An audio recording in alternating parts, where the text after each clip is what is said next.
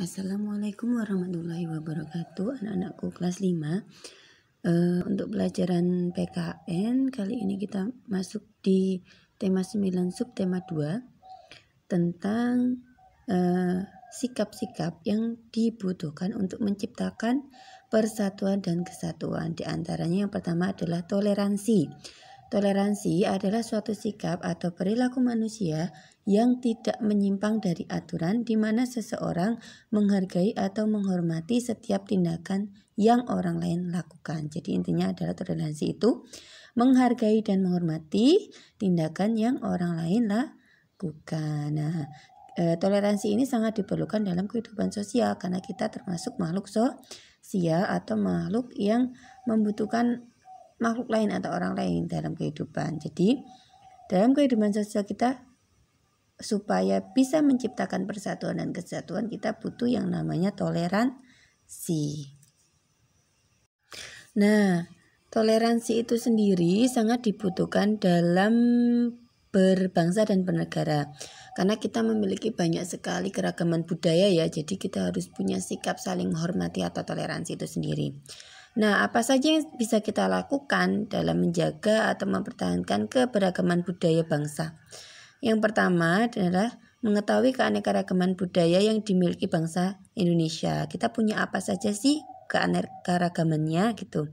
Kemudian mempelajari, menguasai salah satu seni budaya sesuai dengan minat dan kesenangan bisa juga. Kemudian yang ketiga, merasa bangga terhadap budaya bangsa sendiri.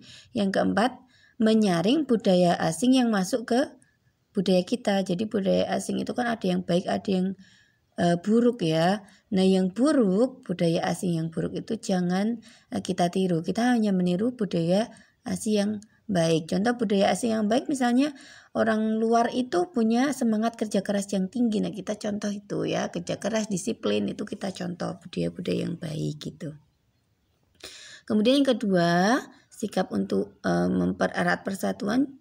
Yang kedua adalah kekeluargaan dan gotong royong. Gotong royong itu kita tahu sebagai salah satu ciri khas bangsa Indonesia ya.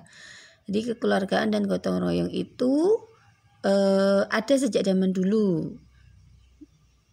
Nah, selain sifat seperti tolong menolong, saling menghormati dan saling memberi perlindungan. Jadi gotong royong itu senada dengan sifat tolong menolong, menghormati, memberi perlindungan gitu ya. Kemudian sifat kekeluargaan yang tercermin dalam sikap dan perbuatan masyarakat Indonesia, yaitu menganggap individu lain sebagai saudara karena sama-sama makhluk ciptaan Tuhan yang Maha Esa. Bangsa Indonesia dikenal sebagai bangsa yang ramah, sopan, dan suka menolong.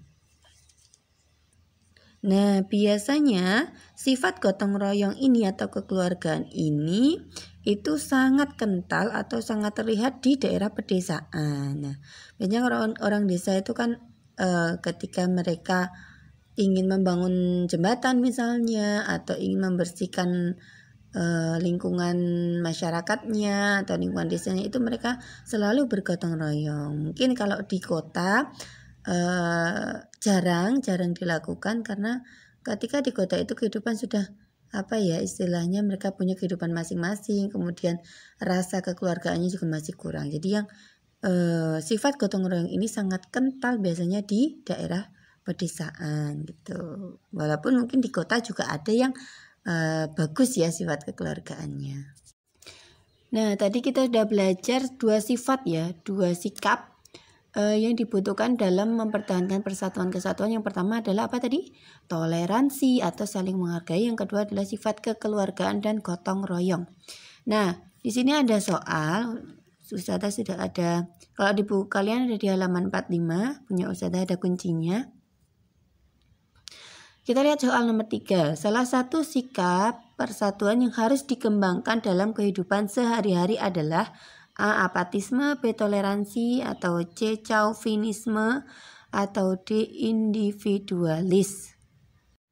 Nah, jawabannya adalah apa anak-anak? Sikap yang harus dikembangkan.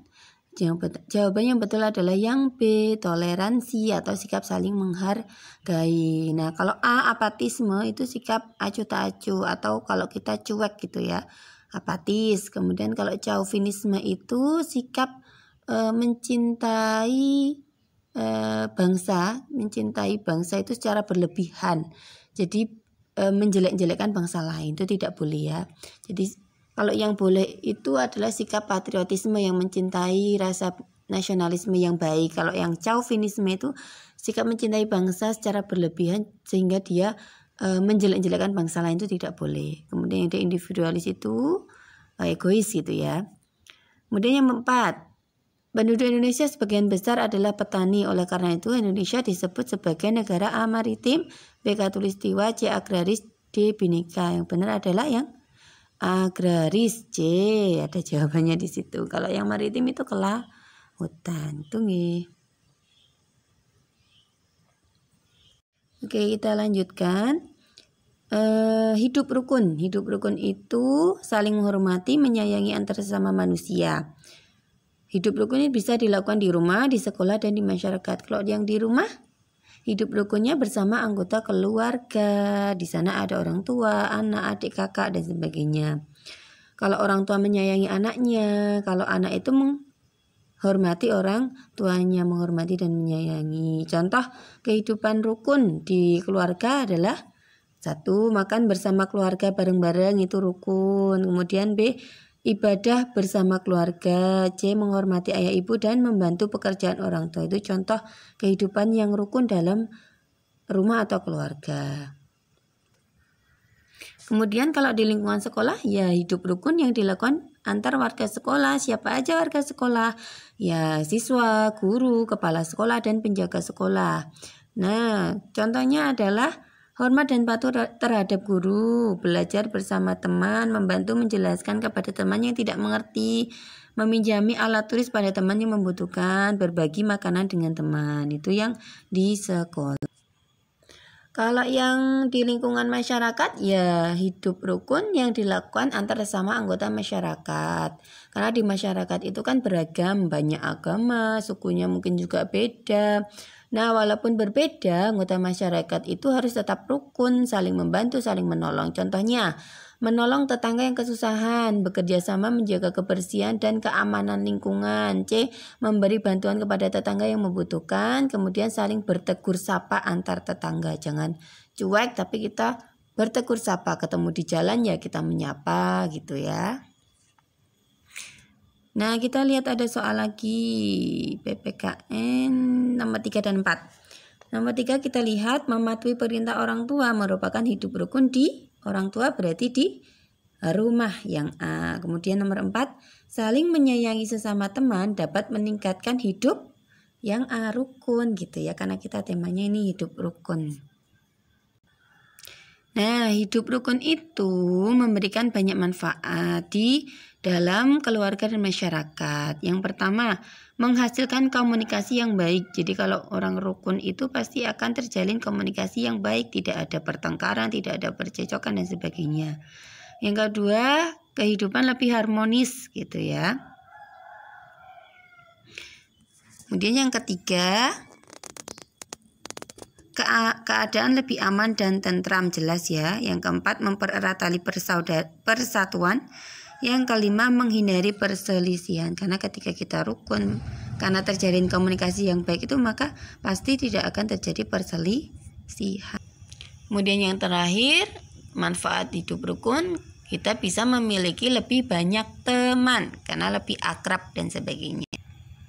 Oke, kita lihat ada soal lagi nomor 3 dan 4. Salah satu manfaat hidup rukun adalah tadi yang benar adalah kehidupan menjadi lebih aman, yang B. Kemudian yang keempat, salah satu cara meningkatkan rasa persatuan di lingkungan masyarakat.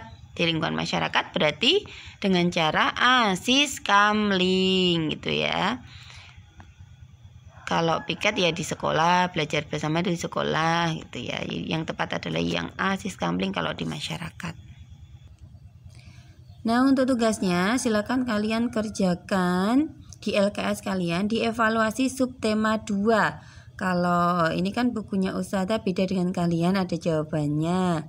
Nah, buku kalian itu ada di buku siswa halaman 59. LKS kalian halaman 59 kalian buka.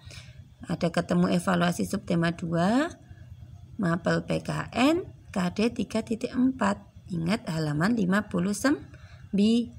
Romawi 1 dan Romawi 2 silakan dikerjakan dengan baik. Kemudian silakan dikirim untuk yang kelas 5A itu ke WA Ustadzah Zulfa, kalau kelas 5B ke Ustadzah Latifah. Terima kasih. Wassalamualaikum warahmatullahi wabarakatuh.